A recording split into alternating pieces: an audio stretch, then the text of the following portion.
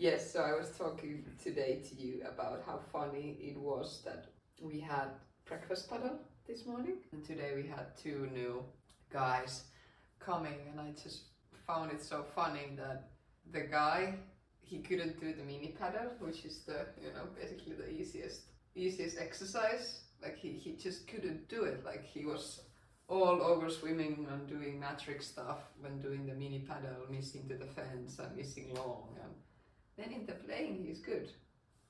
Like he was okay. He was one of the strongest. And it's so funny that you can have a good level of training, and then you can still have a good level of playing because you are maybe sensing the ball more, you're following the game and all that. That's hard to teach also. But I think it's also that it's not that they are bad at training, it's just that they are not used to. They're not used to. It's like anything. I mean, you use shampoo and you do this. But if tomorrow I bring a shampoo that is powder and you need to put it in a different way, and you will feel that you don't know how to use that shampoo. So people realizing that it's not just about playing matches, but also training, and both ways. And the people that trains a lot and loves to be with a coach and loves to do baskets, they sometimes are not so good at playing. So then they need to play more, like matches. But the people that play a lot of matches, maybe they need to train more. So you need to find a balance. I would like you to explain the methodology behind Tasty, because we don't use basket that much. We use rallying a lot. As the level gets better, our choice is not to use the basket so much. Mainly because we truly believe in we want to do the trainings as close related to a game. And of course the closest thing that you can do to a game is rallying. And rallying is basically playing back and forth with the player you are interacting. And like every ball comes, even if I tell you, Rika, play every bandeja cross court, and I know that it's coming, the overhead is coming cross court to me, every overhead you hit is a little bit different. Yeah?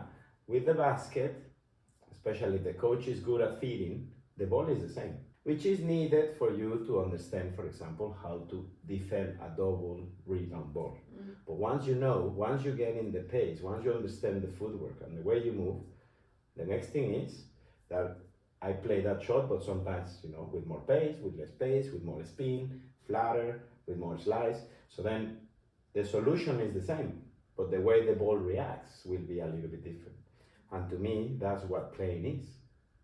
It's being ready for whatever is coming, and drilling or rallying is the same shot will come, but it will have different pace, different spin, different length. Yeah, and I think that's where people struggle a lot when things change. And I can say also that, being a beginner at some point, and for all the recreational players, that they make so many mistakes, and then the rallying, the dirty balls, and then just getting it back somehow and putting it back in a clean way, touching it clean, makes a huge difference to the game. Yeah, and rallying clean too, because for example, typical example, you get a not very experienced player, and if you as a coach rally with that player, the player actually manages the rally. That non-experienced player will rally okay with you if you help him as a coach. Exactly. Why? Because you are hitting a clean ball. But if you put his friend or her friend and you made them rally together, it's a disaster. Yes, it's not the same at all. No. And it's funny because if I only take half, which is one player off, and I put a coach, then the lady is okay or the guy is okay. So that means that we need to learn and we need to develop hitting a cleaner ball.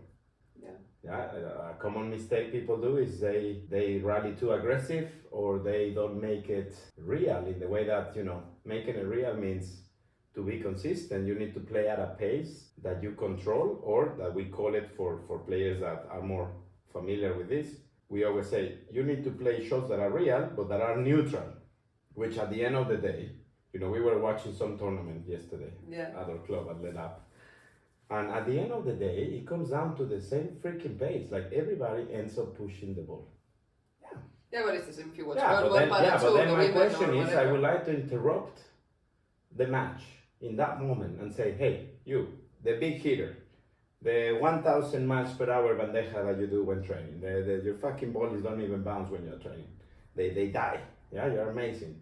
The other person in front of you cannot even ride it with you. But then in the tournament, you're pushing the ball, which is okay with me because then you don't want to miss. Then you care about being consistent. But why don't you practice like that? Those shots that you really play in the game, most of the shots that you play in a tournament are neutral, are transition shots, are placement shots. So those are the shots that you need to go out there and in practice, train them all the time, do repetitions on those. Also the fast ones. But your majority of shots, the majority time you spend training should be at a pace that we call neutral. Yes?